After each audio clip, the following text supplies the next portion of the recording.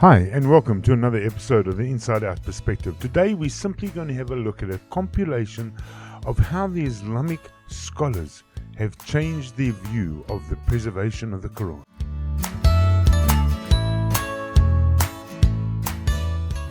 Every Quran from then until today has been exactly the same, and every Hafidh of the Quran has learned the exact same book by heart.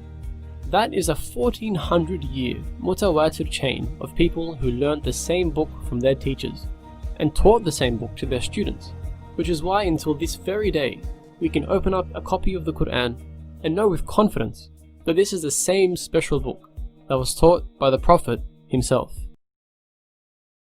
Short, when we compare those ancient manuscripts with what we are reciting now, we see that our recitation goes back to very early times of the Muslim Empire, and those manuscripts themselves date to the time of the companions of the Prophet, peace be upon him.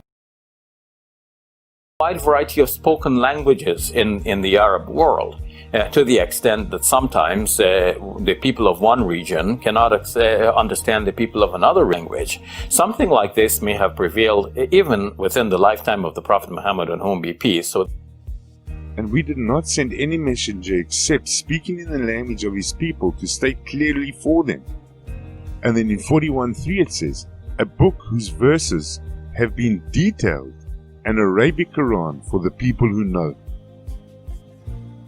Today, most Muslims read the Quran in a text that is referred to as the Egyptian edition of 1924. But this is not the only text of the Quran that is read throughout the world. In North Africa, there is a slightly different text that is based on a slightly different reading. Then too, in some parts of Africa, there is another reading of the Quran and a matching manuscript that is prevalent.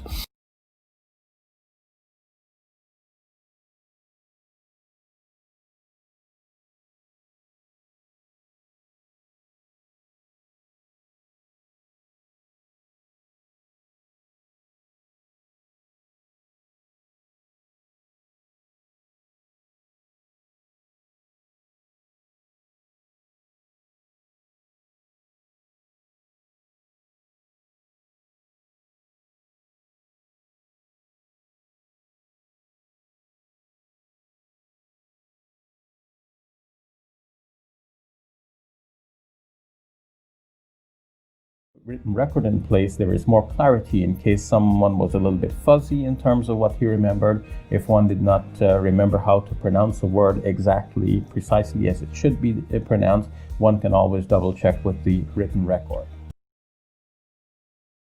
And it's referred to as the Sana'a manuscript.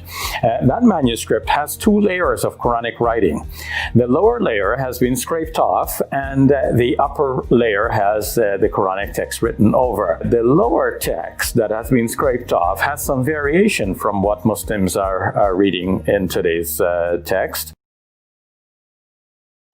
When the Prophet Muhammad, peace be upon him, received the revelation initially, it did not matter at that stage so much that the exact words of the Quran had to be relayed from one person to the initial phase. The Prophet Muhammad, peace be upon him, did not insist that his companions should, each and every one, just repeat exactly the words of the Quran as he delivered it to them. And it was left to a later decade for the Muslim scholarship to rise to this task of saying, Did you get that? That's 10 years of fuzzy recording and memorizing of the Quran. 10 years. Saying, look, people are going around reciting the Quran in a variety of wording, and we cannot attest to the validity of all of those wordings. Let's compile a copy of the Quran that will be checked and verified by the community at large, one to whose wording we can attest and verify that yes, this is a valid representation.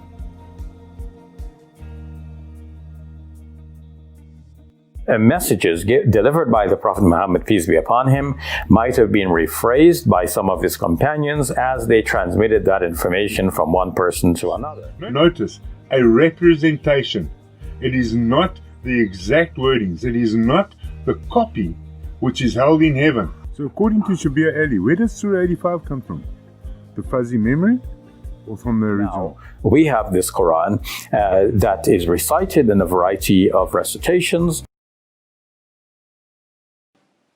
He stated, "The Quran is the Arabic speech of Allah, which He revealed to Muhammad in wording and meaning, and which has been preserved in the Mushafs, and has reached us by mutawatir transmission." The standard narrative has holes in it. But on the contrary, we find a Muslim hadith book as highly regarded as the Al-Jami' al-Sahih of Imam Bukhari, presenting two narratives which say that actually there were only 4 memorizers of the Quran who had memorized the Quran in the lifetime of the Prophet. And this is obviously in stark contrast with the claim that there were thousands of memorizers. In the case of the Quran, it was not possible to count. There were so many chains. Actually, there were only 4 memorizers of the Quran who had memorized the Quran in the lifetime of the Prophet. It is reported by Anas ibn Malik. He says, "Matan Nabi, walam yajma'il Quran ghayru arba," and then he names those 4 persons: Abu Darda, Muaz ibn Jabal, Zayd ibn Sabat, Abu Zayd. So it says that these are the 4 people. Only the style is very restrictive. It says, "Lam yajma'il Quran ghayru arba."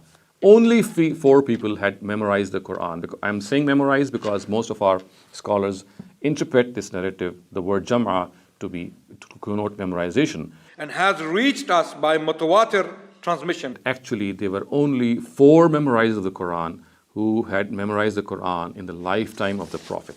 What is all of this going on here?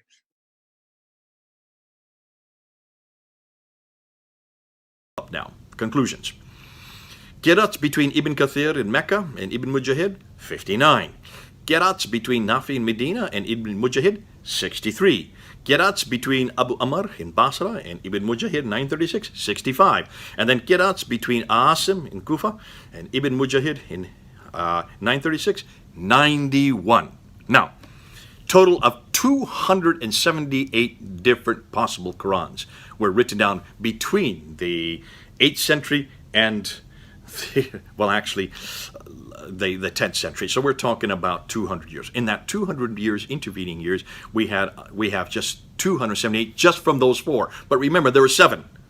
So if you want to look at the average of the 4 is 70, you total them for all the 10 that were there. Remember the 10, if you want to total them all up for 10, that is almost around 700 different written Qira'at Qurans, almost 700 different Qurans that could have existed. Can you then understand why the Muslims are having a crisis of faith?